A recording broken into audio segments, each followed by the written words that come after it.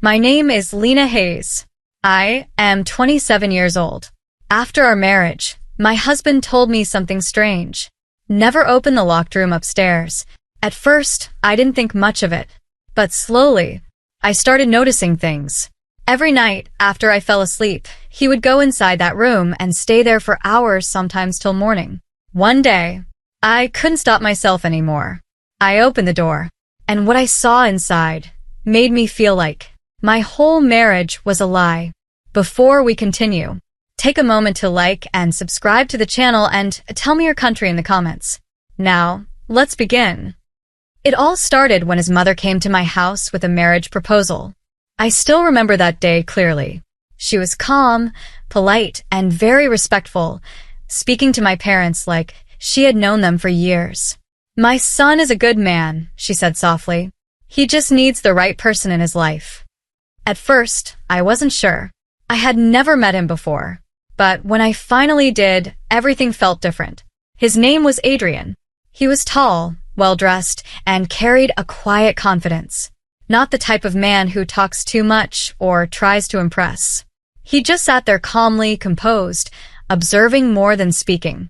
"Do you agree with this marriage?" he asked me. His voice was soft, simple, without pressure. I looked at him for a moment, sensing something steady, something safe about him. "Yes," I said. And just like that, everything was decided. The wedding happened quickly. Both families were happy. Everything felt smooth, almost too perfect. After marriage, I moved into his house. It was big, beautiful, and quiet. That night, after all the celebrations were over, I finally sat in our room, exhausted but slightly nervous. He came in quietly and closed the door behind him. For a moment, neither of us spoke. Then he said something I didn't expect. "There's one rule in this house," he said. His voice was calm but serious. I looked at him. "What rule?" He paused for a second before answering. "Never go upstairs to the last room." I frowned slightly. "What room?" "The one at the end," he replied. "It will always stay locked." I was confused. "Why?" I asked, but he didn't answer. "Just promise me," he said. "You won't go there." There was something in his tone, something firm. For a moment, it felt strange, but I smiled lightly and agreed. Honestly, at that time, I didn't think much of it. Every house has its secrets. Every person has something private. To me, it was just a room. The next few days felt normal. He treated me well, respectful, kind, careful with his words, but still distant in his own way. Quiet. Whenever I tried to talk more, he would listen, respond softly, and then drift back into silence. At first, I thought he just needed time, and I was okay with that. But slowly, things started to feel different. A few days later, something strange happened. One night, I woke up suddenly. The room felt too quiet. I turned to my side, and he wasn't there. At first, I thought he might be in the bathroom, but when I checked, it was empty. My heartbeat picked up slightly as I stepped outside the room. The house was dark and silent. Then I looked upstairs. A faint light was coming from the end of the hallway from that locked room. I stood there for a moment, staring, then shook my head and went back to bed, telling myself I was overthinking. But the next night, it happened again. And the night after that. Soon, it became a pattern. Every night, after I fell asleep, he would quietly get up, walk upstairs, and stay inside that room for hours, sometimes until morning. At first, I tried to ignore it, convincing myself I was misunderstanding. But deep down, I knew I wasn't.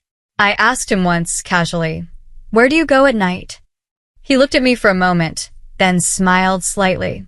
"Just work," he said. "Work? At midnight?" It didn't make sense, but I didn't push further.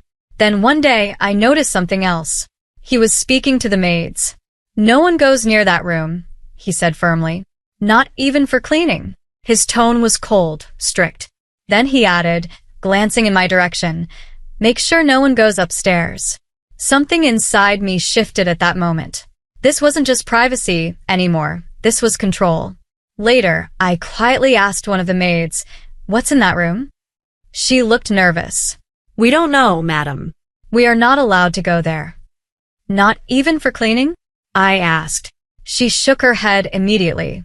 "No, Madam. Never. That only made things worse. If no one goes there, then what is he doing there every night?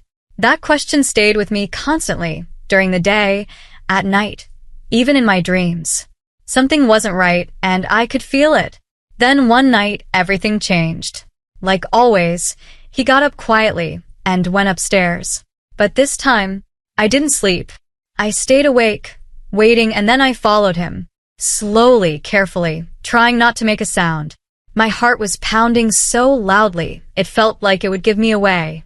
I reached the top of the stairs just in time to see him open the door, step inside, and close it behind him. I stood there, frozen, staring at the door. Seconds passed, and then I heard something. A voice. Soft, broken, like someone crying. My breath caught instantly. It was him. He was crying. Then I heard his voice again, low, shaking, as if he was talking to someone, apologizing over and over, like he was carrying a weight he couldn't escape. I'm sorry. I didn't mean to. My heart started racing even faster. Who was he talking to? There was someone inside. There had to be. In that moment, everything became clear in the worst possible way. This wasn't just a locked room anymore, and it definitely wasn't just a harmless secret. There was something much bigger behind that door. Something real, something painful, something I didn't understand yet. And I knew one thing for sure now. I couldn't ignore it anymore. I had to find out the truth, no matter what it was, even if it changed everything. That night, I couldn't sleep. My eyes were closed, but my mind wouldn't stop. His voice kept repeating in my head. The crying, the apologizing. I'm sorry. I didn't mean to. My heart started racing again. Who was he talking to? There was someone inside. There had to be. But who? Is there really someone in that room? My thoughts started getting worse. Is he cheating on me? No, I shook my head quickly. My husband isn't like that. He's kind, caring, he respects me. But then, why does he go there every night? Why does he hide it? Who is in that room? That question kept repeating in my mind again and again and again. The next morning, I couldn't hold it anymore. Adrian, I said softly. He looked at me. Why do you spend the whole night in that room? I asked. For a moment he stayed silent. Then he said calmly, I already told you. I work at night. A lie. I could feel it this time. Clear. Cold. I looked into his eyes, but he didn't look back. That silence said everything. After that, I stopped asking him, not because I trusted him, but because I knew he would never tell me the truth. So I decided I would find it myself. Days passed. During the day, he was normal, calm, sitting with me, talking softly, like a perfect husband. But at night, he was someone else, distant, lost. And every night he went to that room. Then one day, the moment finally came. I'm going out, he said, with my mother. She has a routine checkup. I nodded slowly. My heart started beating faster. This was my chance. After he left, the house felt silent. Too silent. I walked toward the kitchen. I need a hammer, I said. The maid hesitated, but I looked at her firmly. It's my order. She lowered her eyes and gave it to me. I didn't wait. I went upstairs. Each step felt heavier than the last.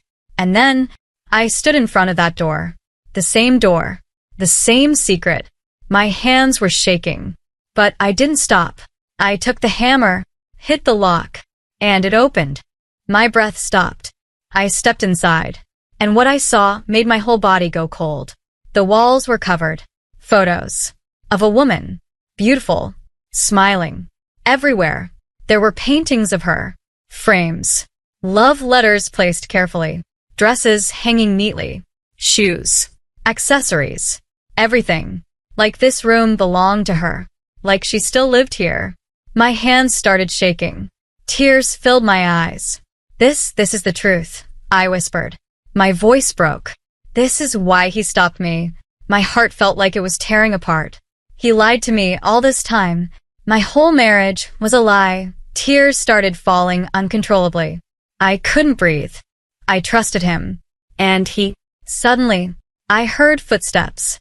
Behind me, my heart stopped.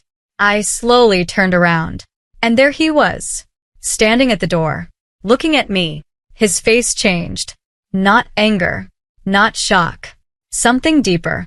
You opened it, he said quietly. Tears kept falling down my face. This is what you were hiding. I cried. This is your truth. He looked at me for a long moment, then said softly, You only saw half of it. His voice was calm. Too calm. I was shaking, tears running down my face.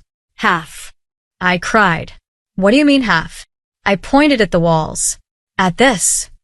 All these photos, these dresses, this life. My voice broke. You've been hiding her from me? He closed his eyes for a second, as if that sentence hurt him. Then he stepped inside slowly. I'm not hiding her, he said quietly. Then what is this? I shouted. Before he could answer, a voice came from behind. Enough. We both turned. His mother was standing at the door. Her face looked pale. Worried. She walked inside slowly. Her eyes moved around the room, then stopped on me. I think it's time you know everything, she said softly. My heart was pounding. Know what? I whispered. She took a deep breath. Before your marriage, she began, my son loved someone. The room went silent. He didn't just love her, she continued softly, he lived for her. They met a few years ago, and after some time they got married. They were happy. The kind of happy people talk about. People used to give their example. That's how perfect they were. My chest tightened. He couldn't stay away from her even for a few hours, she said. She was his whole world. They did everything together. Every plan, every dream. Her voice started breaking. And then, she whispered, she got pregnant. My breath caught. 6 months. They were waiting for their child. I felt my hands slowly losing strength. But one day, her voice trembled. Everything ended. I looked at her. My heart was pounding. There was an accident, she said quietly. They were going on a trip, and suddenly a truck came from the front. My heart skipped a beat. He lost control, and the car crashed. The room felt suffocating. He was badly injured, she continued, but he survived. She paused. But we couldn't save his wife or the child. The words hit me like a shock. I slowly turned to look at him. He wasn't looking at me. His eyes were fixed on the floor, tears slowly rolling down his face. His hands clenched tightly. He blamed himself, his mother said, for everything. He stopped talking. He stopped living. He gave up on everything. I told him many times, you have to move on, you have to continue your life. Your wife would never want to see you like this. But every time he refused. He refused to marry again. He refused to let go. Her voice dropped lower. But after a long time, he finally agreed. He said he would try. Every night, he would come into this room, her voice softened, and sit here for hours, talking to her. My eyes filled with tears again. He couldn't let go, she whispered. Silence filled the room. Everything I thought, everything I believed, started breaking apart. This room, she said slowly, is not about betrayal. It's about memories. My legs felt weak. I looked around again. At the photos. The dresses. The life frozen in time. This wasn't another woman. This was someone he lost. Someone he couldn't forget. Tears rolled down my face. I looked at him. Why didn't you tell me? I whispered. He finally looked up. His eyes were filled with pain, still wet with tears. I wanted to, he said softly, but I was afraid. Afraid of what? I asked. That you would leave, he replied. His voice broke. That you would think I'm broken or not ready. He looked around the room. I didn't want to lose you too. That sentence hit deeper than anything else. I stood there, not knowing what to feel. Anger? Pain? Or understanding.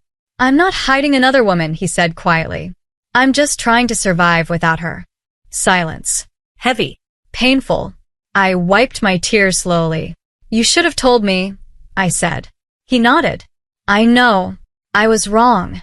His mother stepped closer. We were both afraid, she said gently. Afraid you might misunderstand. I let out a slow breath. For a moment, everything felt still. Then I looked at him again. He looked broken. Not like a man hiding something, but like a man who never healed. My heart softened. Slowly, I walked toward him. He didn't move, didn't say anything. I stood in front of him, and for the first time, I saw everything clearly. Not betrayal, not lies, just pain. Deep, quiet pain. I was hurt, I said softly. He nodded. I know, but I continued. I understand now. His eyes lifted slightly. You don't have to face this alone, I said. Silence. Then his eyes filled with tears again. I don't know how to move on, he admitted. My voice softened. Then we'll figure it out together. For the first time, something changed in his expression. Not pain, not guilt. Something lighter. Hope. Days passed. Things didn't change overnight. He still came to that room sometimes. He still remembered her. But now he didn't hide it. And I didn't feel afraid of it. Sometimes I would sit beside him, in silence, not replacing anyone, just being there. For him. For us.